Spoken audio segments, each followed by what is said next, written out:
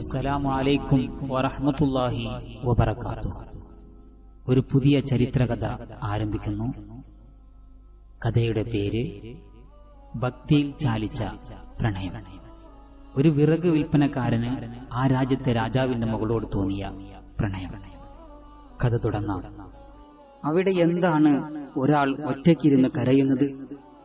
ഒരു റാന്തൽ വിളക്കും അയാളുടെ അരികിലുണ്ട്. അയാൾ ഒറ്റയ്ക്കിരുന്ന് പൊട്ടിക്കരയുകയാണല്ലോ. കണ്ണുനീർ വാർത്തുകൊണ്ട് അയാൾ റാന്തൽ വിളക്കുമായി ആ മലയുടെ താഴേക്ക് പതുക്കെ പതുക്കെ നടന്നു വരികയാണ്. ഇതാണ് നമ്മുടെ കഥാനായകൻ. അയാൾ അങ്ങാടിയിലെത്തി. നട്ട പാതിരാ സമയം. അയാൾ ചുറ്റുപാടും നോക്കി. കടകൾ എല്ലാം അടഞ്ഞു കിടക്കുന്നു. ഒരാളുപോലും ഇല്ല. ഒരു കട പോലും തുറന്നിട്ടില്ല. അയാൾ ചുറ്റുപാടും നോക്കി. ആരെങ്കിലും എന്നെ ശ്രദ്ധിക്കുന്നുണ്ടാവുമോ? ഇല്ല. രാജാവും പരിവാരങ്ങളും ഈ നാട്ടുകാരും എല്ലാം സുഖനിദ്രയിൽ ആയിരിക്കും. ഈ നട്ടപ്പാതിരാക്ക് ഞാനും എന്നെ നോക്കുന്ന റബ്ബുമല്ലാതെ മറ്റാരുമില്ല എന്നുറപ്പുവരുത്തി അയാൾ ആ ബുഹാറ മലയുടെ താഴ്വരയിലുള്ള പട്ടണത്തിലൂടെ മുന്നോട്ട് നീങ്ങി. കുറെ അങ്ങോട്ട് ചെന്നപ്പോൾ തന്റെ ഇടതുഭാഗത്ത് കണ്ട വിശാലമായ പറമ്പിലേക്ക് അയാൾ പ്രവേശിച്ചു. ആ റാന്തൽ വിളക്കിന്റെ പ്രകാശത്തിൽ തന്റെ നഷ്ടപ്പെട്ട എന്തോ തിരയുന്നത് പോലെ അയാൾ മുന്നോട്ട് നടന്നു. പെട്ടെന്ന് അയാളുടെ മുന്നിൽ ഒരു ഖബർ കണ്ടു. ആ ഖബർ നോക്കി അയാൾ കണ്ണീരോടെ പറഞ്ഞു, ഇതല്ല എന്റെ പ്രിയപ്പെട്ടവളുടെ ഖബർ. എന്റെ പ്രിയപ്പെട്ടവളെ, നിന്നെ മറവ് ചെയ്തിട്ട് അധിക സമയം പോലും ആയില്ലല്ലോ. അപ്പോഴേക്കും ഞാൻ നിന്നെ മറന്നുപോയോ? സുബ്ഹാനല്ലാഹ് എന്ന് പറഞ്ഞുകൊണ്ട് വീണ്ടും അയാൾ മുന്നോട്ട് നടന്നു. കുറച്ചുകൂടി നടന്നപ്പോൾ അയാൾ ഒരു വലിയ ഖബർ കണ്ടു. റാന്തൽ വിളക്ക് ആ ഖബറിന്റെ അടുത്ത് വെച്ച് കയ്യിലുണ്ടായിരുന്ന കൈക്കോട്ട് കൊണ്ട് ആ ഖബറിന്റെ ഇരുവശത്തുമുള്ള മീസാൻ കല്ല് തട്ടിമാറ്റാൻ തുടങ്ങി.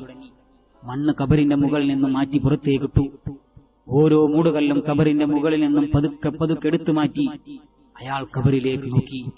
വെള്ള വസ്ത്രത്തിൽ പൊതിഞ്ഞ ഒരു മയ്യത്ത്. ആ മയ്യത്തിനെ പുറത്തു കൊണ്ടുവരാൻ നമ്മുടെ കഥാപുരുഷൻ പതുക്കെ കാലുകൾ അകത്തേക്ക് വെച്ചു. വലത് കൈയിൽ മയ്യത്തിന്റെ തലഭാഗവും ഇടത് കൈയിൽ കാൽഭാഗവും പിടിച്ച് മയ്യത്തിനെ പതുക്കെ വളരെ സാവധാനം പുറത്തെടുത്തു വെച്ചു. അയാൾ മയ്യത്തിന്റെ തലഭാഗത്ത് ഇരുന്ന് കഫൻ പുടവ അഴിച്ചു നീക്കാൻ തുടങ്ങി. അയാളുടെ കണ്ണുകൾ ചുറ്റുപാടും നോക്കി. ആരുമില്ല എന്നുറപ്പുവരുത്തി മയ്യത്തിന്റെ തലയെടുത്ത് മടിയിൽ വെച്ചു. അയാൾ പൊട്ടി പൊട്ടി കരയാൻ തുടങ്ങി. പ്രായം 17 തോന്നിക്കുന്നൊരു സുന്ദരിയായ പെൺകുട്ടി. അവളുടെ മുഖത്ത് നിന്നും കണ്ണെടുക്കാതെ അയാൾ അവളെ തന്നെ നോക്കിയിരുന്നു. കണ്ണുനീർ തുള്ളികൾ ധാരധാരയായി അയാളുടെ കവിളിലൂടെ ഒലിച്ചിരുന്നുണ്ടായിരുന്നു. അയാൾ കരഞ്ഞുകൊണ്ട് സ്വയം പറഞ്ഞു, ബീവി, നീ എന്റെ ദുഃഖം കാണുന്നില്ലേ? കാണാൻ കൊതിച്ചു കാത്തിരുന്ന എന്റെ ബീവി ഇതാ ഇവിടെ. റബ്ബിനെ വിളിച്ച് അയാൾ ഉറക്കെ കരയാൻ തുടങ്ങി. പടച്ചവനെ, ഇതെന്തൊരു പരീക്ഷണമാണ്! മണിക്കൂറുകൾക്ക് മുമ്പ് തന്റെ മണവാട്ടിയായവൾ, തന്റെ കയ്യിലേക്ക് നിക്കാഹ് ചെയ്ത് ഏൽപ്പിച്ചവൾ, നിക്കാഹ് കർമ്മം കഴിഞ്ഞ് 5 മിനിറ്റിനുള്ളിൽ ഈ ലോകത്തോട് യാത്ര പറഞ്ഞു. അല്ലാഹുവേ, എല്ലാം അവിടുത്തെ ഖളാ ആണ്. നാളെ ഞാനും മരിക്കേണ്ടവനാണ്. എന്നാലും പടച്ചവനെ, നേരിൽ കാണുവാനോ സംസാരിക്കുവാനോ ഉള്ള ഭാഗ്യം ഞങ്ങൾക്ക് നീ നൽകിയില്ല. ഒരപേക്ഷയുണ്ട് നാഥ, നാളെ പരലോകത്ത് ഒന്നിച്ച് ജീവിക്കുവാനുള്ള കൃപ നീ നൽകണമേ റബ്ബേ. ആമീൻ എന്ന് ദുആ ചെയ്തുകൊണ്ട് ആ മയ്യത്തിന്റെ തലഭാഗം തന്റെ ചുണ്ടോട് ചേർക്കാൻ കുനിഞ്ഞതും അടക്കി പിടിച്ചുള്ള സംസാര ശബ്ദവും ഒരുമിച്ചായിരുന്നു. അയാൾ ആകെ പരിഭ്രാന്തനായി. തന്റെ കരച്ചിൽ കേട്ട് ആരെങ്കിലും വരികയാണോ? അതോ രാജാവും പരിവാരങ്ങളും ഞാൻ വന്നത് അറിഞ്ഞു കാണുമോ? മറ്റാരെങ്കിലും ആയിരിക്കുമോ? ഇരുട്ടിൽ അയാൾക്ക് ഒന്നും കാണാൻ കഴിയുന്നില്ലായിരുന്നു. സുബ്ഹാനല്ലാഹ്, അത് ആരുടെ ശബ്ദമായിരിക്കും? മൻസൂർ രാജാവും പട്ടാളക്കാരും ആയിരിക്കും. പടച്ചവനെ, അവർ എന്നെ കാണുമോ? എന്നെ തിരഞ്ഞു വന്നതായിരിക്കാം. ഈ സമയം അവർ ഇവിടെ വെച്ച് എന്നെ പിടികൂടിയാൽ എന്റെ ജീവൻ തന്നെ നഷ്ടപ്പെടും. മയ്യത്ത് ഇവിടെ തന്നെ കിടക്കട്ടെ. അവരെല്ലാവരും പോയതിനു ശേഷം മറമാടാം. പ്രിയപ്പെട്ടവളെ, എന്നോട് ക്ഷമിക്കൂ എന്ന് പറഞ്ഞുകൊണ്ട് അയാൾ അടുത്തു കാണുന്ന പൊണ്ടക്കാട്ടിൽ പോയി മറഞ്ഞു നിന്നു. പക്ഷെ ആ വന്നത് രാജാവും പട്ടാളക്കാരും ഒന്നും ആയിരുന്നില്ല. കച്ചവടവും കഴിഞ്ഞ് ആ ബുഹാറ പട്ടണത്തിലൂടെ തിരിച്ചു പോകുന്ന ഒരു ചെറിയ സംഘമായിരുന്നു അത്. അവരുടെ റാന്തലിന്റെ വെളിച്ചമണഞ്ഞതുകൊണ്ട് അവർ വഴിതെറ്റി വന്നതാണ്. ആരൊക്കെയാണവർ? പണ്ഡിതനായ ഒരു അമീർ, ഒരു വൈദ്യൻ, ഒരു ചിന്തകൻ, അങ്ങനെ 3 പേർ റാന്തലിന്റെ വെളിച്ചമണഞ്ഞതുകൊണ്ട് ഒരടി പോലും മുന്നോട്ട് ചലിക്കാനാവാതെ നിൽക്കുകയാണവർ. എവിടെയെങ്കിലും അല്പം വെളിച്ചം കാണുന്നുണ്ടോ എന്ന് പരസ്പരം ചോദിക്കുന്ന ശബ്ദമാണ് നമ്മുടെ കഥാപുരുഷൻ കേട്ടത്. ചിന്തകൻ ചുറ്റുപാടും നോക്കി. അപ്പോഴാണ് അവർ ഒരു വെളിച്ചം കണ്ടത്. ഉടനെ അയാൾ ഉസ്താദിനോട് പറഞ്ഞു, അവിടെ ഒരു വെളിച്ചം കാണുന്നുണ്ടല്ലോ, അത് വല്ല കുടിലുമായിരിക്കുമോ? ഞാൻ പോയി നമ്മുടെ റാന്തലിലേക്ക് വെളിച്ചം പകർന്നിട്ട് വരാം. ഉസ്താദ് അനുമതി നൽകി. ചിന്തകൻ ഇരുട്ടിലൂടെ തപ്പിയും തടഞ്ഞും ആ റാന്തൽ വെളിച്ചത്തിന്റെ അടുത്തെത്തി. തന്റെ കയ്യിലിരിക്കുന്ന റാന്തലിലേക്ക് വെളിച്ചം പകർന്നു. പെട്ടെന്ന് ആ രണ്ട് റാന്തലിന്റെയും വെളിച്ചത്തിൽ അയാൾ ആ കാഴ്ച കണ്ട് ഞെട്ടിപ്പോയി. അയാൾ ഉസ്താദേ ഉസ്താദേ എന്ന് ഉറക്കെ വിളിക്കാൻ തുടങ്ങി. ഉസ്താദും വൈദ്യനും പേടിച്ചു. വെളിച്ചം പകരാൻ പോയ ചിന്തകന്റെ ശബ്ദമല്ലേ അത്? അയാൾക്ക് എന്തു പറ്റി ചിന്തക? രണ്ടുപേരും ഒറ്റ സ്വരത്തിൽ ചോദിച്ചു. ഇങ്ങോട്ടൊന്ന് വരൂ, ഇത് കുടിലൊന്നുമല്ല, ചിന്തകൻ വിളിച്ചു പറഞ്ഞു. പിന്നെ എന്താണ്? ഓടുന്നതിനിടയിൽ ഉസ്താദ് ചോദിച്ചു. ഇതൊരു ഖബറാണ്. അപ്പോഴേക്കും ഉസ്താദും വൈദ്യരും ചിന്തകന്റെ അടുത്തെത്തിയിരുന്നു. അവരും ആ കാഴ്ച കണ്ട് ഞെട്ടി. സുന്ദരിയായൊരു പെൺകുട്ടിയുടെ മയ്യത്ത്. കാഴ്ചയിൽ 17 വയസ്സ് തോന്നിക്കുന്ന പ്രായം. ഈ മയ്യത്ത് ആരാണ് ഖബറിൽ നിന്നും പുറത്തെടുത്തു വെച്ചത്? ഏതെങ്കിലും പൂവാലന്മാരായിരിക്കും. അവർ ഇവിടെ തന്നെ കാണും എന്ന് പറഞ്ഞുകൊണ്ട് ചിന്തകൻ ചുറ്റുപാടുന്നു നോക്കി. സുബ്ഹാനല്ലാഹ്, ഇതെന്തൊരു പരീക്ഷണമാണ്? ഉസ്താദ് റബ്ബിലേക്ക് കൈ ഉയർത്തി ചോദിച്ചു. ഈ സമയം വൈദ്യൻ ആ മയ്യത്തിനെ തന്നെ സൂക്ഷിച്ചു നോക്കി നിൽക്കുകയായിരുന്നു. ഇതെല്ലാം കണ്ടുകൊണ്ട് നമ്മുടെ കഥാപുരുഷൻ എന്താണ് അവർ സംസാരിക്കുന്നത് എന്നറിയാനുള്ള ആകാംക്ഷയിൽ ശ്വാസം പോലും വിടാതെ ആ പൊന്തക്കാട്ടിനുള്ളിൽ ഇരുന്നു. വൈദ്യൻ ആ മയ്യത്തിനെ ഒന്നുകൂടി സൂക്ഷിച്ചു നോക്കി. അതിന്റെ അരികിലേക്ക് കുനിഞ്ഞു നോക്കിയപ്പോൾ അയാളുടെ ഭാവവ്യത്യാസങ്ങൾ മാറി. കുനിഞ്ഞുകൊണ്ട് അയാൾ അല്പം ഭയത്തോടെ ഉസ്താദിനെ വിളിച്ചു. ഉസ്താദേ!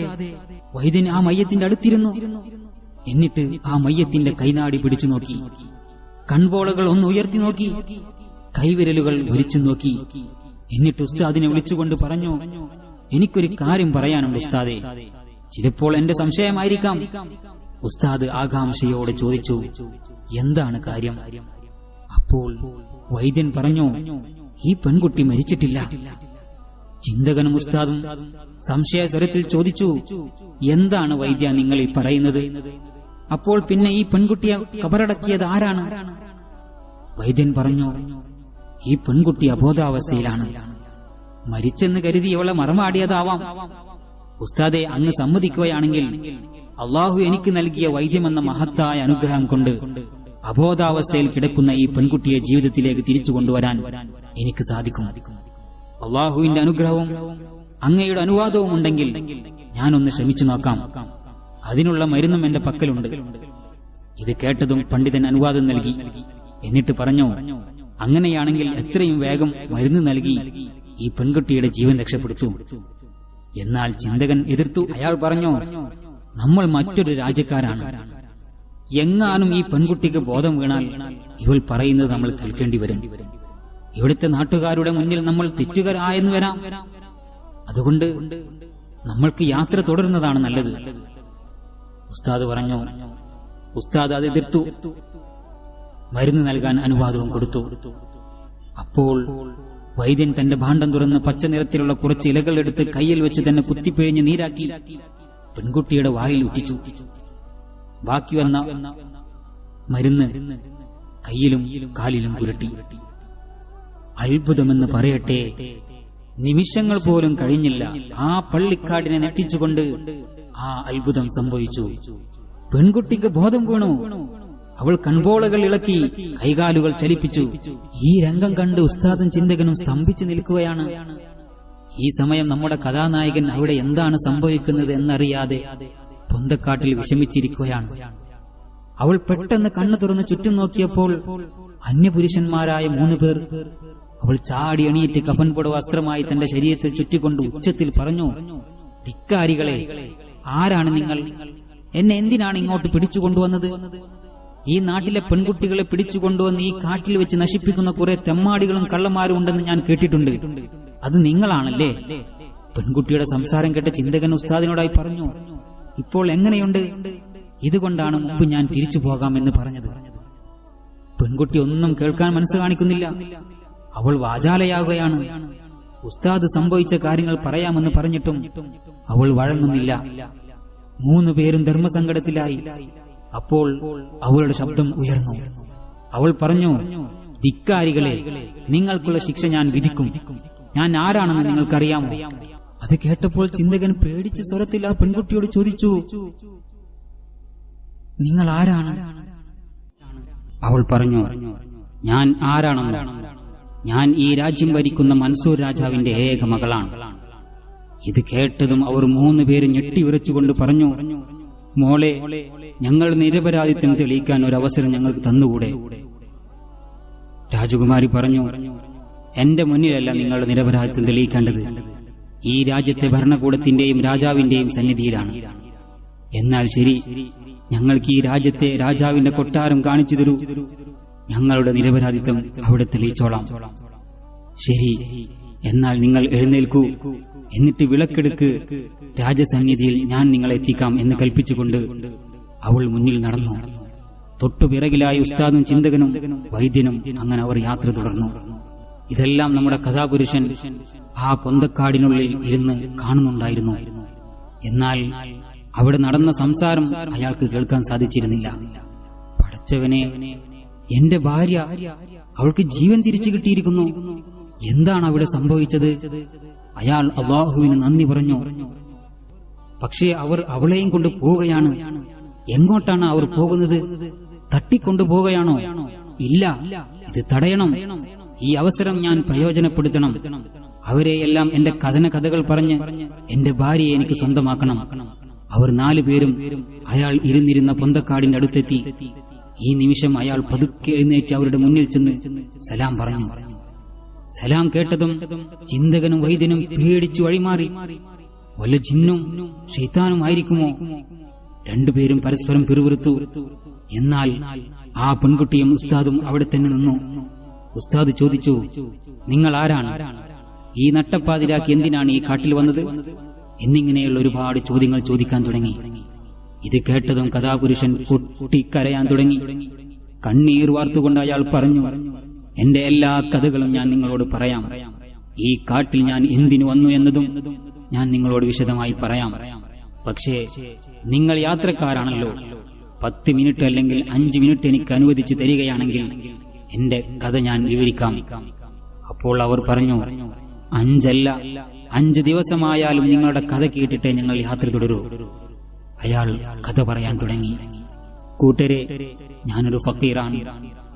അയാളുടെ കഥ ഉസ്താദും ചിന്തകനും വൈദ്യനും പെൺകുട്ടിയും ഒന്നിച്ചിരുന്ന് കേൾക്കാൻ തുടങ്ങി. അയാൾ കഥ തുടർന്നു. അയാളുടെ കണ്ണിൽ നിന്നും കണ്ണുനീർ ധാരധാരയായി ഒഴുകാൻ തുടങ്ങി. എനിക്കുമ്മയില്ല, വാപ്പയില്ല, കൂട്ടുകുടുംബമില്ല. അങ്ങനെ ഏകനായ ഞാൻ കല്ലും മലകളും താണ്ടി അല്ലാഹുവിനെ ഇബാദത്തെടുത്ത് ജീവിക്കുകയായിരുന്നു. ഞാൻ ഇപ്പോൾ താമസിക്കുന്നത് ഈ ബുഹാറ മലമുകളിൽ കാണുന്ന ഈത്തപ്പന ഓലമേഞ്ഞ വള്ളിക്കുടിലാണ്. എല്ലാ ദിവസവും ഒരു കെട്ടി വിറകുകൾ ഈ ബുഹാറ പട്ടണത്തിൽ ഞാൻ കൊണ്ടുവന്ന് വിൽക്കും. അത് വിറ്റ് കിട്ടുന്ന കാശിൽ പകുതി ഞാൻ സ്വതഖ ചെയ്യും, പകുതി ഉപജീവനത്തിനായി നീക്കിവെക്കും. അങ്ങനെ ഓരോ ദിവസവും ഒരു കെട്ട് വിറക് വിൽപ്പന നടത്തും. പക്ഷേ ഒരു ദിവസം ഞാൻ വിറക് വിൽക്കാൻ വേണ്ടി വന്നപ്പോൾ കണ്ട കാഴ്ച മുമ്പത്തെ ദിവസങ്ങളിൽ ഒന്നും ഇല്ലാതിരുന്ന ഒരു മാറ്റം ഞാൻ കണ്ടു. റോഡിന്റെ ഇരുവശങ്ങളിലായി മാലകൾ, ലൈറ്റുകൾ, പലതരം വർണ്ണ വസ്തുക്കൾ കൊണ്ട് അതിമനോഹരമായി അലങ്കരിച്ചിരിക്കുന്നു. എന്തോ ആഘോഷത്തിനുള്ള തയ്യാറെടുപ്പ് പോലെ എനിക്ക് തോന്നി. ആരോടോ ഞാൻ ഒന്ന് കാര്യം അന്വേഷിക്കുക? എനിക്കാണെങ്കിൽ ഇവിടെ കൂട്ടുകാരാരുമില്ല. ആഘോഷം എന്തായാലും നടക്കട്ടെ, എനിക്ക് വിറക് വിൽക്കണം എന്ന് ചിന്തിച്ചുകൊണ്ട് അയാൾ വർണ്ണത്തോരണങ്ങൾക്കിടയിലൂടെ 2-3 അടി മുന്നോട്ട് വെച്ചതും ഒരു പട്ടാളക്കാരൻ ഓടിവന്ന് അയാളുടെ വിറക് കെട്ട് വാങ്ങി നിലത്തിട്ടതും ഒരുമിച്ചായിരുന്നു.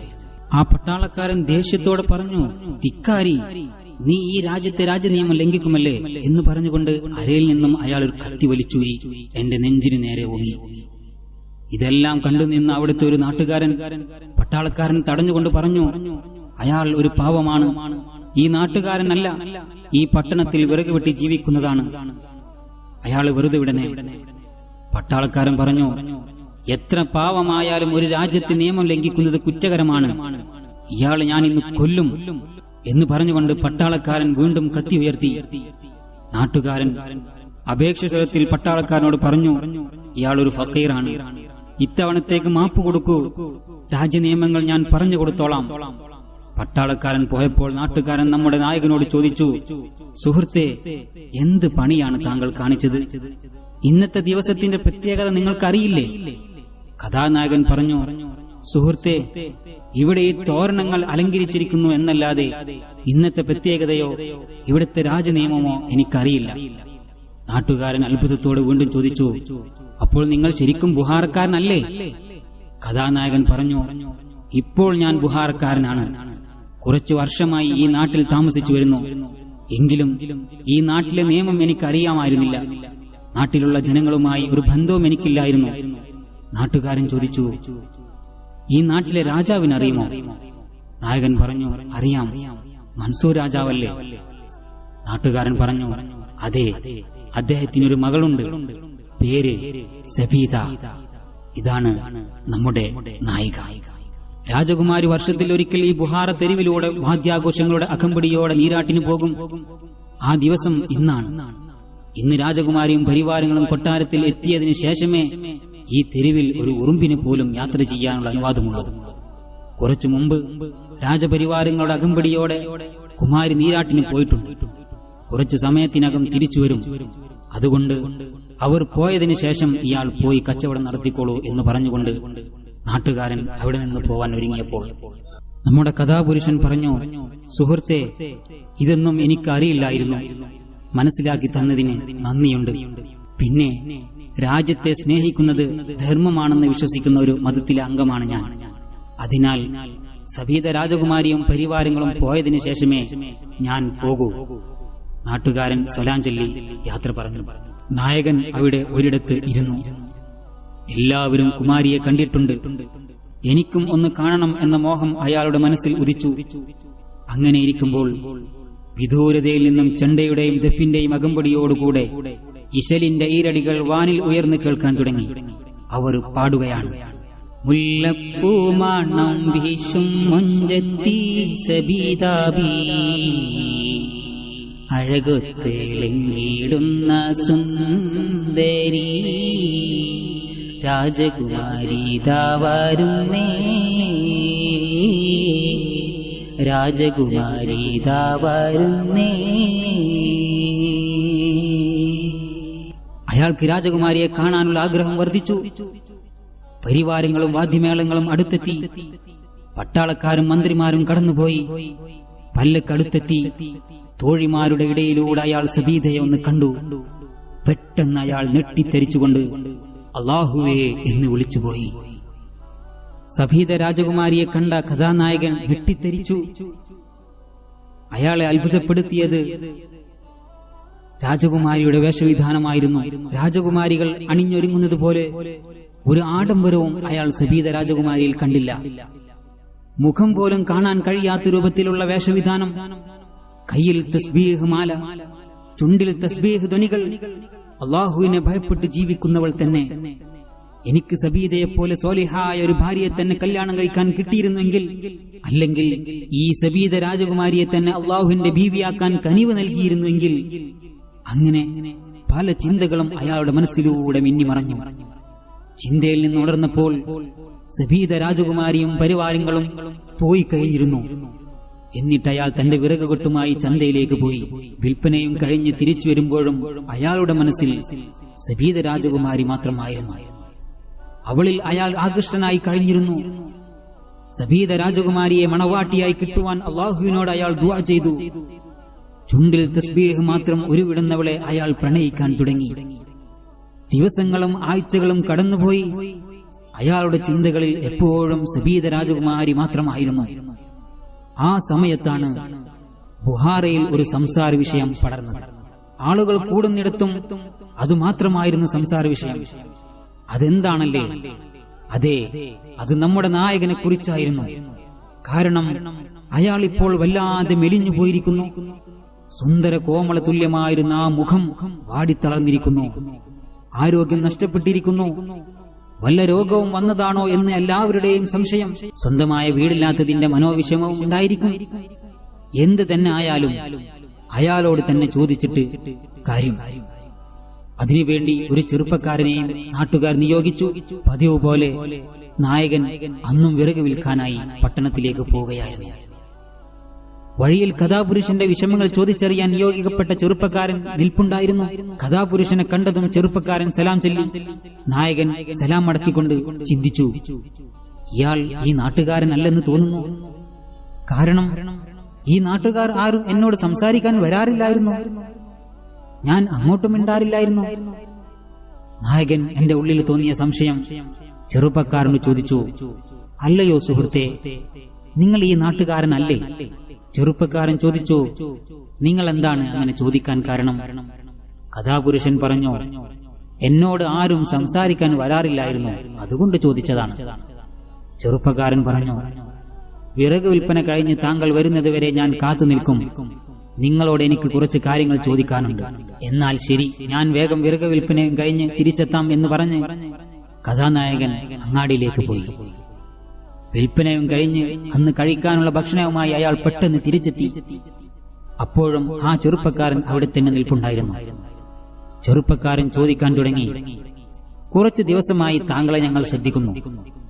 മുമ്പത്തെ ചുറുചുറുക്കൊക്കെ നിങ്ങൾക്ക് നഷ്ടപ്പെട്ടിരിക്കുന്നു, ശരീരം മെലിഞ്ഞിരിക്കുന്നു, മുഖകാന്തി നഷ്ടപ്പെട്ടിരിക്കുന്നു. വല്ല രോഗവും താങ്കൾ പിടികൂടിയോ? അല്ലെങ്കിൽ വല്ല മനോവിഷമവും ഉണ്ടോ?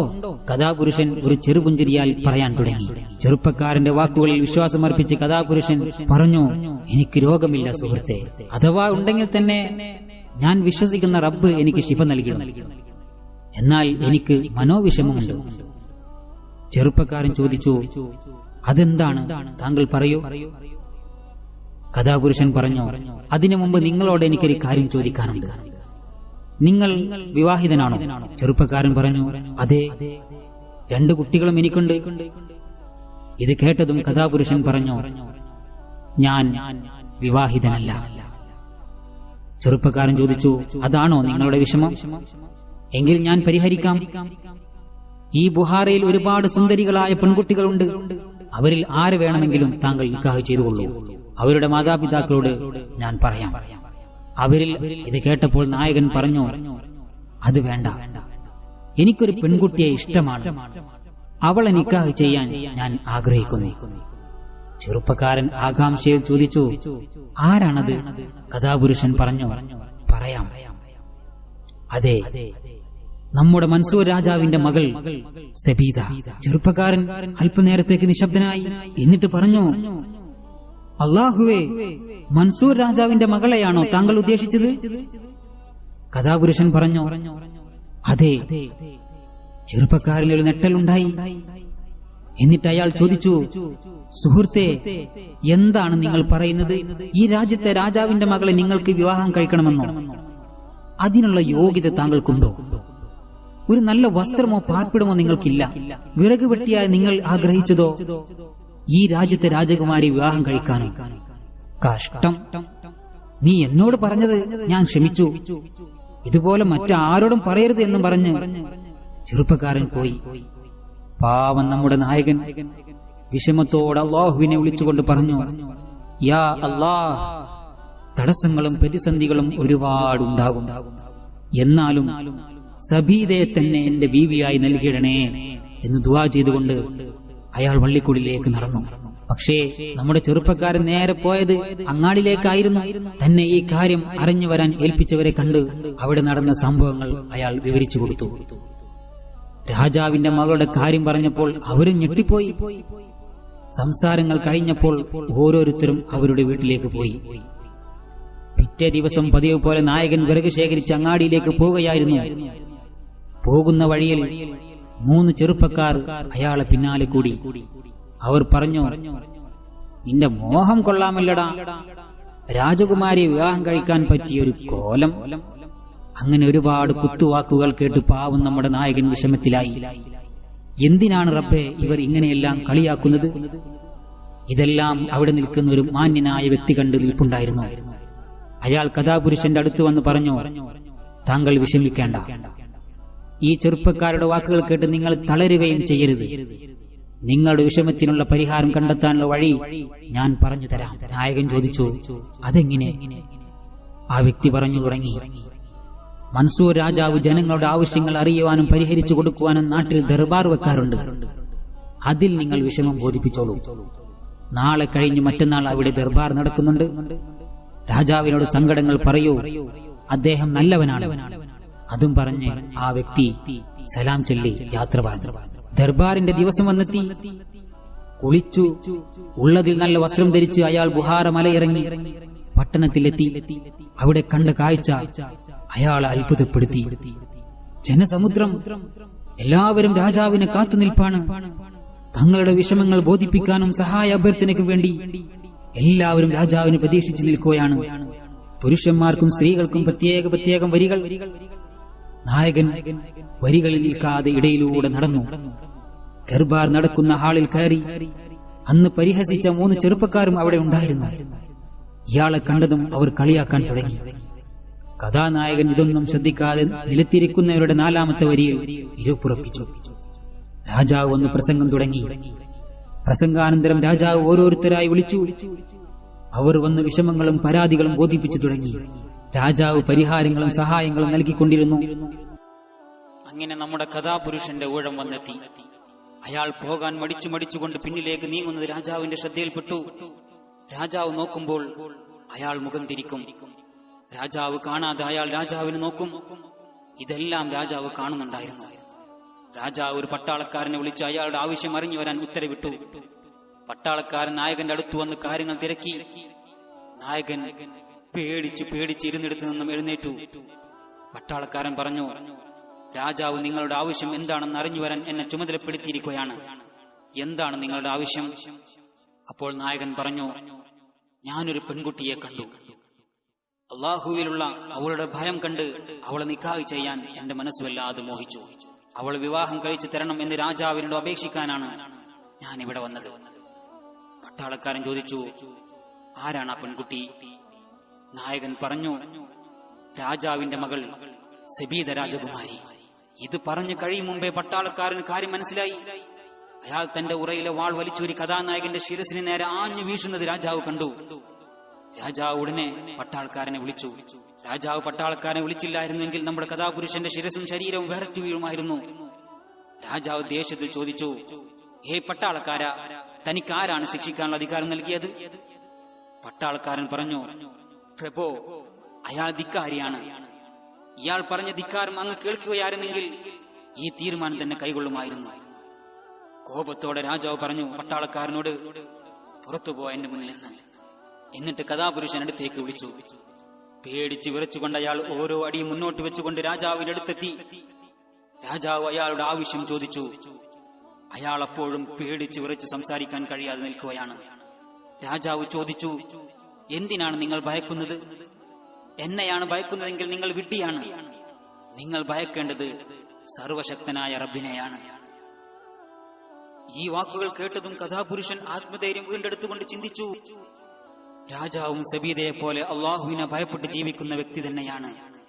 ഇത് തന്റെ ആഗ്രഹം പറയാൻ പറ്റിയ സമയമാണ് എന്ന് ചിന്തിച്ചുകൊണ്ട് അയാൾ രാജാവിനോട് പറഞ്ഞു, പ്രഭോ, അങ്ങയുടെ മകൾ സബീദ നീരാട്ടിന് പോകുന്ന യാത്ര മധ്യേ എനിക്ക് കാണുവാൻ സാധിച്ചു.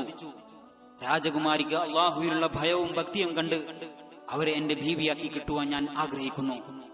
ഞാൻ അള്ളാഹുവിനോട് ദുആയും ചെയ്തു, പ്രഭുവേ, അങ്ങയുടെ പ്രിയപുത്രിയെ എനിക്ക് നിക്കാഹ് ചെയ്തു തരുമോ? ഇത് കേട്ടതും രാജാവ് അത്ഭുതത്താൽ ഫക്കീറിനെ തന്നെ സൂക്ഷിച്ചു നോക്കി നിന്നുപോയി. സദസ്സ് നിശബ്ദമായി. എല്ലാവരും ഞെട്ടിത്തരിച്ചു നിന്നു. രാജാവ് കഥാപുരുഷനോട് പറഞ്ഞു, ഓ ഫക്കീറെ, ഇവിടെ ഒരുപാട് ആളുകൾ വന്ന് അവരുടെ ആവശ്യങ്ങൾ പറഞ്ഞു. ഞാനത് നിറവേറ്റി കൊടുക്കുകയും ചെയ്തു. എന്നാൽ നിങ്ങളുടെ ആഗ്രഹം ഞാനുമായി ബന്ധപ്പെട്ടിരിക്കുന്നത് കൊണ്ട് പെട്ടെന്ന് തീരുമാനം അറിയിക്കാൻ കഴിയില്ല. നാളെ കഴിഞ്ഞ് മറ്റന്നാൾ ഇവിടെ താങ്കൾ വരൂ, അപ്പോൾ തീരുമാനം അറിയിക്കാം. നായകൻ പറഞ്ഞു, ശരി പ്രഭു, എന്നാൽ എന്നെ പോകാൻ അനുവദിച്ചാലും. രാജാവ് അനുവാദം നൽകി. രാജാവിന്റെ തീരുമാനം കേട്ടതിന് ശേഷം എല്ലാവരും പിരിഞ്ഞുപോയി. അന്ന് കളിയാക്കിയ ചെറുപ്പക്കാരും ആ കൂട്ടത്തിലുണ്ടായിരുന്നു. കഥാപുരുഷൻ നേരെ പോയത് തന്റെ വള്ളിക്കുടിലേക്കായിരുന്നു. അടുത്ത ദിവസം അയാൾ വിറക് വിൽപ്പനക്ക് പോയില്ല, ഇബാദത്തിൽ മുഴുകിയിരുന്നു. രാജാവിന്റെ തീരുമാനം അറിയുന്ന ദിവസം വന്നെത്തി. ദർബാറിലേക്ക് അയാൾ യാത്രയായി. പട്ടണത്തിൽ അന്നത്തെ പോലെ ആൾക്കൂട്ടമില്ലായിരുന്നു. ദർബാറിന്റെ മതിൽക്കെട്ടിനടുത്ത് എത്തിയപ്പോഴാണ് അയാൾ അത്ഭുതപ്പെടുത്തുന്ന ആ കാഴ്ച കണ്ടത്. രാജ്യത്തെ പണ്ഡിതന്മാരും അമറാക്കളും ഉലമാക്കളും മറ്റു രാജകുമാരന്മാരും സദസ്സിൽ തിങ്ങി നിറഞ്ഞിരിക്കുന്നു. കഥാപുരുഷൻ ആ സദസ്സിലിരിക്കാതെ അന്ന് താൻ ഇരുന്നിടത്ത് പോയി നിന്നു. രാജാവ് വന്ന് സദസ്സിലിരിക്കുന്നവരോട് പറഞ്ഞു, ഞാൻ ഈ സദസ്സ് പെട്ടെന്ന് വിളിച്ചു കൂട്ടാൻ ഒരു കാരണമുണ്ട്. കഴിഞ്ഞ ദിവസം ഇവിടെ നടന്ന ദർബാറിൽ ഈ നാട്ടിലെ ജനങ്ങൾ അവരവരുടെ ആഗ്രഹങ്ങൾ അറിയിച്ചു. ഞാൻ അത് നിറവേറ്റി കൊടുക്കുകയും ചെയ്തു. എന്നാൽ നമ്മുടെ കഥാപുരുഷനെ ചൂണ്ടിക്കൊണ്ട് പറഞ്ഞു, ആ നിൽക്കുന്ന ചെറുപ്പക്കാരൻ എന്റെ മകൾ സബീദയെ നിക്കാഹ് ചെയ്യാൻ ആഗ്രഹം അറിയിച്ചു വന്നതാണ്. അതിന്റെ തീരുമാനം ഇന്ന് അറിയിക്കാമെന്ന് ഞാൻ പറഞ്ഞിരുന്നു. ശരഹ് പ്രകാരം അയാൾ സബീദയ്ക്ക് യോഗ്യനാണെങ്കിൽ ഞാൻ നിക്കാഹ് ചെയ്തു കൊടുക്കും. യോഗ്യനല്ലെങ്കിൽ തിരിച്ചു പോകാൻ ഉത്തരവിടും. ഇതെല്ലാം അറിയുവാനാണ് നിങ്ങളെ ഞാൻ വിളിച്ചു കൂട്ടിയത്.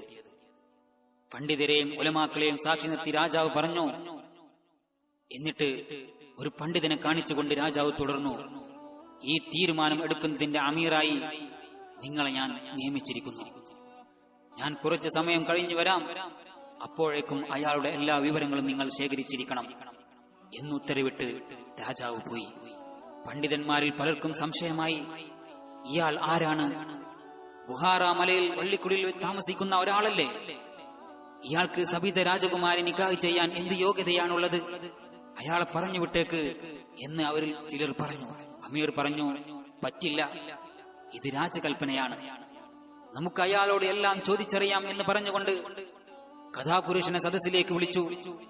സദസ്സിലെത്തിയ കഥാനായകനോട് അമീർ ചോദിച്ചു, നിങ്ങളാണോ രാജകുമാരിയെ നിക്കാഹ് ചെയ്യണമെന്ന് ആവശ്യപ്പെട്ടത്? നായകൻ പറഞ്ഞു, അതെ. അമീർ പറഞ്ഞു, എന്നാൽ എന്റെ ചോദ്യങ്ങൾക്ക് നീ ഉത്തരം നൽകണം. നീ ആരാണ്? നിന്റെ വാപ്പയും ഉമ്മയും ആരാണ്? തറവാട് ഏതാണ്? പാണ്ഡിത്യം എന്തുണ്ട്? ഇങ്ങനെ ഒരുപാട് ചോദ്യങ്ങൾ. ഇത് കേട്ടതും നായകൻ പൊട്ടിക്കരഞ്ഞുകൊണ്ട് പറയാൻ തുടങ്ങി, എനിക്ക് വാപ്പയോ ഉമ്മയോ ബന്ധുമിത്രാദികൾ, ഞാൻ ഫക്കീറായി ബുഹാറ മലയിൽ ഈത്തപ്പനയോലുകൊണ്ട് മേഞ്ഞ വള്ളിക്കുടിൽ താമസിക്കുന്നു. എല്ലാ ദിവസവും വിറക് ശേഖരിച്ച് വിൽപ്പന നടത്തി അതിൽ നിന്നും കിട്ടുന്ന കാശ് പകുതി സകാത്ത് കൊടുക്കും, പകുതി എന്റെ ഉപജീവനത്തിനായി മാറ്റിവെക്കും. ആ വള്ളിക്കുടിൽ ഞാൻ അള്ളാഹുവിനെ ഇബാദത്ത് ചെയ്ത് ജീവിച്ചു പോരുന്നു. ഇതാണ് എന്റെ ഒരു ദിവസം. പക്ഷേ എന്റെ വാപ്പ അള്ളാഹുവിന്റെ ആലിമികളിൽപ്പെട്ട ഒരു വലിയ പണ്ഡിതനായിരുന്നു. അള്ളാഹുവിന്റെ പരീക്ഷണാർത്ഥം അദ്ദേഹം കാടും മലകളും താണ്ടി പുറപ്പെട്ടു. ഞാനും പിതാവിന്റെ പാത പിൻപറ്റി ജീവിക്കുന്നു. എന്റെ മാതാവും വലിയ പാണ്ഡിത്യമുള്ളവരായിരുന്നു. ഇപ്പോൾ ജീവിച്ചിരിപ്പില്ല. ഞാൻ അവരുടെ ഓർമ്മയിൽ ജീവിതം തള്ളി നീക്കുന്നു. അയാൾ തന്റെ വിഷമങ്ങൾ സദസ്സിൽ തുറന്നു പറഞ്ഞു. ഇതെല്ലാം കേട്ടുനിന്ന് അമീർ പറഞ്ഞു, താങ്കൾ ഇപ്പോഴും നിങ്ങളുടെ പേര് പറഞ്ഞില്ലല്ലോ. അങ്ങനെ നമ്മുടെ കഥാപുരുഷൻ പറഞ്ഞു, എന്റെ പേര് അദ്ഹം. ഇത് കേട്ടപ്പോൾ സദസ്സാകെ വിറച്ചു. കാടും മലകളും ചുറ്റി നടക്കുന്ന അദ്ഹം തങ്ങളോ? അതേ, സുബ്ഹാനല്ലാഹ്, അദ്ഹം തങ്ങൾ. പണ്ഡിതന്മാരും ഉലമാക്കളും ഉമറാക്കളും സദസ്സിലുള്ളവരും എല്ലാവരും എഴുന്നേറ്റ് നിന്നു. എന്നിട്ട് പറഞ്ഞു, ഞങ്ങൾ ഇതുവരെ കളിയാക്കിയത് അദ്ഹം തങ്ങളെയായിരുന്നു. സുബ്ഹാനല്ലാഹ് എന്ന് പറഞ്ഞുകൊണ്ട് അവർ അദ്ഹം തങ്ങൾ അടുത്തു ചെന്ന് കാൽക്കൽ വീണ് കരയുവാൻ തുടങ്ങി. ഈ രംഗം കണ്ടുകൊണ്ടാണ് രാജാവ് സദസ്സിലേക്ക് കയറി വന്നത്. രാജാവ് ചോദിച്ചു, ഹേ, എല്ലാവരും കൂടി ആ ഫക്കീറിനെ എന്താണ് ചെയ്യുന്നത്? അപ്പോൾ അമീർ പറഞ്ഞു, പ്രഭോ, ഇദ്ദേഹത്തെ കുറിച്ച് അറിയുവാൻ എന്നെ ആയിരുന്നില്ല നിയമിക്കേണ്ടിയിരുന്നത്. രാജാവ് ചോദിച്ചു, അതെന്താണ് അമീർ അങ്ങനെ പറയാൻ കാരണം? അമീർ പറഞ്ഞു, പ്രഭോ, അങ്ങയുടെ മകൾ സബീദയെ നിക്കാഹ് ചെയ്തു കൊടുക്കാൻ ഇതിലും യോഗ്യനായ ഒരു വരനെ വരെ കിട്ടുകയില്ല.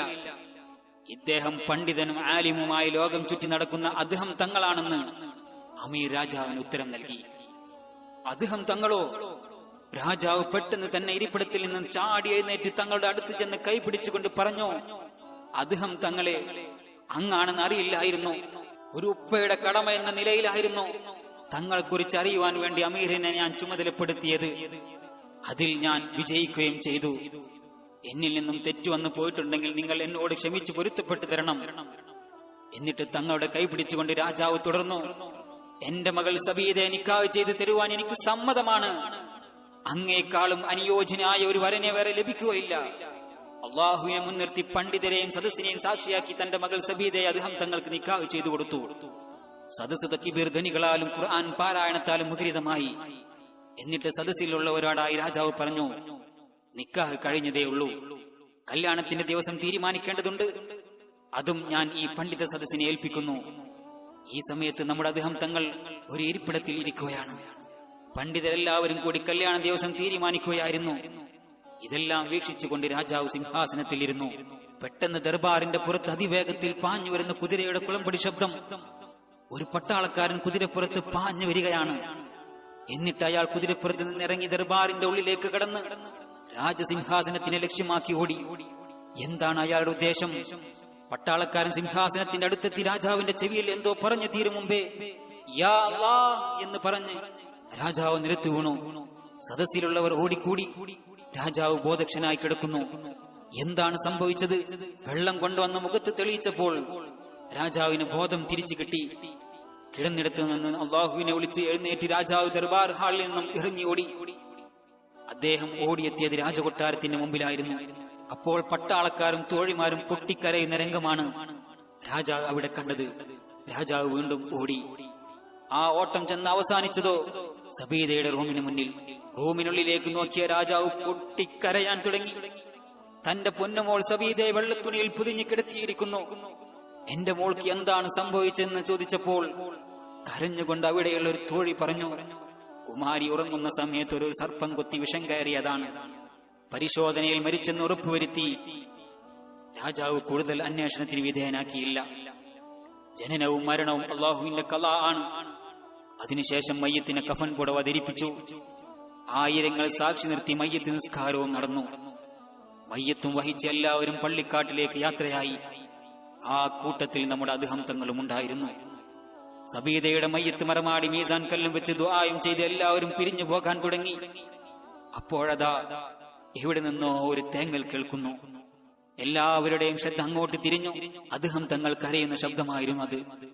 എല്ലാവരും കൂടി അദ്ദേഹത്തെ ആശ്വസിപ്പിച്ചു. കൊട്ടാരത്തിലേക്ക് കൂടെ കൂട്ടുവാൻ ശ്രമിച്ചു. പക്ഷെ അദ്ദേഹം വഴങ്ങിയില്ല. എനിക്ക് ഇബാദത്ത് ചെയ്ത് ജീവിക്കാൻ എന്റെ വള്ളിക്കുടിൽ മതിയെന്ന് അദ്ദേഹം തങ്ങൾ പറഞ്ഞു. ഇത് കേട്ടതും വിഷമത്താൽ എല്ലാവരും പിരിഞ്ഞുപോയി. സമയം നട്ടപ്പാതിരായപ്പോൾ സബീദയുടെ മുഖം കാണുവാൻ തോന്നി. മയ്യത്ത് പുറത്തെടുത്ത് എന്റെ സങ്കടങ്ങൾ പറഞ്ഞുകൊണ്ട് നെറ്റിയിൽ ചുംബനം കൊടുത്ത് തിരികെ മറുമാടാൻ ഒരുങ്ങുന്ന സമയത്താണ് നിങ്ങൾ 3 പേരും വന്നത്. അമീറിനെയും വൈദ്യനെയും ചിന്തകനെയും ചൂണ്ടിക്കാണിച്ചുകൊണ്ട് അദ്ദേഹം തങ്ങൾ പറഞ്ഞു. ഈ വിരഹ കഥ കേട്ട് അവർ 4 പേരും കരഞ്ഞു. ഇതെല്ലാം കേട്ട് കഴിഞ്ഞപ്പോൾ ഉസ്താദ് സബീദയെ നോക്കിക്കൊണ്ട് പറഞ്ഞു, സബീദ, ഇപ്പോൾ നിനക്ക് മനസ്സിലായില്ലേ ഞങ്ങൾ കള്ളന്മാരോ കൊള്ളക്കാരോ അല്ലെന്ന്? ഇനി കുമാരിക്ക് തീരുമാനിക്കാം, ഞങ്ങളെ രാജാവിന്റെ മുമ്പിൽ എത്തിക്കണോ അതോ കുമാരിയെ നിക്കാഹ് കഴിച്ച ഭർത്താവും പണ്ഡിതനുമായ അദ്ദേഹം തങ്ങളുടെ കൂടെ സന്തോഷമായി ജീവിക്കണമോ എന്ന്. അപ്പോൾ സബീദ രാജകുമാരി പറഞ്ഞു, അള്ളാഹുവിന്റെ ശർഅ് പ്രകാരം എന്റെ ഭർത്താവായ അദ്ദേഹം തങ്ങളുടെ കൂടെ ആ വള്ളിക്കുടിൽ ഒന്നിച്ച് ജീവിക്കാൻ ഞാൻ തീരുമാനിച്ചിരിക്കുന്നു. തങ്ങളോട് കൂടെയുള്ള ഒന്നിച്ചുള്ള ആ ജീവിതം ആനന്ദം നിറഞ്ഞതായിരിക്കുമെന്ന് എനിക്ക് ഉറപ്പുണ്ട്. സബീദയുടെ തീരുമാനത്തിൽ ഉസ്താദിനും വൈദ്യനും ചിന്തകനും ഒരുപോലെ സന്തോഷം തോന്നി. അവർ 3 പേരും അദ്ദേഹം തങ്ങൾക്കും സബീദ രാജകുമാരിക്കും മംഗളാശംസകൾ നേർന്നു. തങ്ങളുടെ നാട്ടിലേക്ക് അവർ യാത്ര തിരിച്ചു. അദ്ദേഹം തങ്ങൾ സബീദയുടെ കൈയും പിടിച്ച് റാന്തൽ വെളുക്കും എടുത്തുകൊണ്ട് വള്ളിക്കുടിലേക്ക് നടന്നു. കുടിലിന്റെ മുന്നിലെത്തിയപ്പോൾ അദ്ദേഹം തങ്ങൾ സബീദയോട് പറഞ്ഞു, ഇതാണ് എന്റെ വള്ളിക്കുടിൽ. രാജകൊട്ടാരത്തിൽ കിട്ടിയിരുന്ന സുഖലോലുപരമായ ജീവിതം ആയിരിക്കില്ല ഇവിടെ ഉണ്ടാവുക. അതിനാൽ നിനക്ക് കൊട്ടാരത്തിലേക്ക് തിരിച്ചു പോകണമെന്ന് തോന്നുന്നുണ്ടെങ്കിൽ തിരിച്ചു പോയിക്കോളൂ. എന്നാൽ സബീദ അദ്ദേഹം തങ്ങളോടൊപ്പം ഒന്നിച്ച് ജീവിക്കാനുള്ള തീരുമാനത്തിൽ തന്നെ ഉറച്ചു നിന്നു. അവർ ആ വള്ളിക്കുടിൽ ഒന്നിച്ച് ജീവിച്ചു തുടങ്ങി.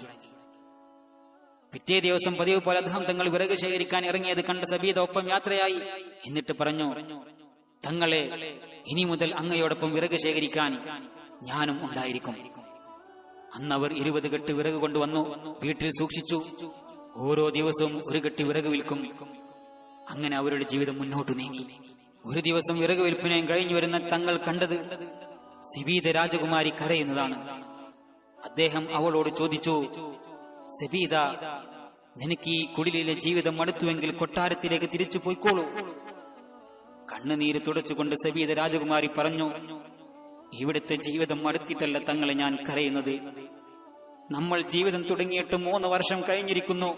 സ്നേഹിക്കുവാനും ലാളിക്കുവാനും ഒരു കുഞ്ഞിനെ അള്ളാഹു നമുക്ക് ഇതുവരെ നൽകിയില്ലല്ലോ എന്ന് സങ്കടം കൊണ്ട് കരഞ്ഞു പോയതാണ്. ഇത് കേട്ട് അദ്ദേഹം തങ്ങൾ സബീദയോടായി പറഞ്ഞു, സബീദ, എന്റെ പൊന്നു സബീദ, രാജാതിരാജനായ അള്ളാഹുവിന് ഒരു നിമിഷം മതി നമ്മുടെ എല്ലാ വിഷമങ്ങളും പരിഹരിക്കാൻ, നിന്റെ കണ്ണുനീരിന് ഉത്തരം നൽകാൻ. വിഷമിക്കാതിരിക്കൂ സബീദ. അങ്ങനെ അവിടുന്ന് അദ്ദേഹം തങ്ങൾ അള്ളാഹുവിനോട് പ്രാർത്ഥിച്ചു, അള്ളാഹുവെ, ഞങ്ങളുടെ പ്രാർത്ഥന സ്വീകരിച്ച് ഞങ്ങൾക്കൊരു സന്താനത്തെ നൽകണേ നാഥ. തങ്ങൾ ദുആ ചെയ്തു. അവരുടെ പ്രാർത്ഥന അള്ളാഹു സ്വീകരിച്ചു. സബീദ രാജകുമാരി ഗർഭിണിയായി. ഓരോ ദിവസവും അവരുടെ പ്രാർത്ഥന ഒന്ന് മാത്രമായിരുന്നു, ഞങ്ങൾക്ക് പിറക്കുന്ന കുഞ്ഞ് ലോകം മുഴുവനും അറിയപ്പെടുന്ന ഒരു പണ്ഡിതനായിരിക്കണം, എല്ലാവർക്കും ഉപകാരപ്പെടുന്ന സ്നേഹിക്കുന്ന സ്വാലിഹായ സന്താനമായിരിക്കണമേ എന്നായിരുന്നു അവരുടെ പ്രാർത്ഥന. അങ്ങനെ മാസങ്ങൾ കടന്നുപോയി. പ്രസവ ശുശ്രൂഷക്ക് തങ്ങൾ ആരെയും നിർത്തിയില്ല. സബീദ ഒരു ആൺകുഞ്ഞിനെ പ്രസവിച്ചു. അദ്ദേഹം തങ്ങൾ ആ കുഞ്ഞിനെ എടുത്തു നോക്കി. ഓമനത്വം തിളങ്ങുന്ന ഒരു പൊന്നുമോൻ. തങ്ങൾ കുഞ്ഞിന്റെ വലത് ചെവിയിൽ ബാങ്കും ഇടത് ചെവിയിൽ കാമത്തും കൊടുത്ത് എന്നിട്ട് പറഞ്ഞു, 10,000 കിലോമീറ്റർ ദീനിന് വേണ്ടി താണ്ടി ദഅവത്ത് നടത്തിയ ഇബ്രാഹിം നബിയുടെ പേര് തന്നെ നമ്മുടെ കുഞ്ഞിനിടാം എന്ന് പറഞ്ഞു. കുഞ്ഞിനെ തങ്ങൾ പേരുവിളിച്ചു ഇബ്രാഹിം ഇബ്നു അദ്ഹം. പിൽക്കാലത്ത് ലോക പ്രശസ്തനായ പണ്ഡിതനും ആലിമും ചരിത്രത്താളുകളിൽ ഇടം പിടിച്ച മഹാനുമായി മാറിയ ഇബ്രാഹിം ഇബ്നു അദ്ഹം തങ്ങളായിരുന്നു അത്.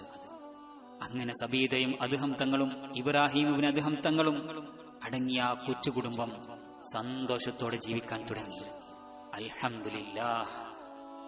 ഭക്തിയിൽ ചാലിച്ച പ്രണയം എന്ന കഥ ഇവിടെ അവസാനിക്കുന്നു. ഇൻഷാ അല്ലാഹ് അടുത്ത കഥയുമായി നിങ്ങളുടെ മുമ്പാകെ വരാം. അല്ലാഹു തൗഫീഖ് ചെയ്യട്ടെ.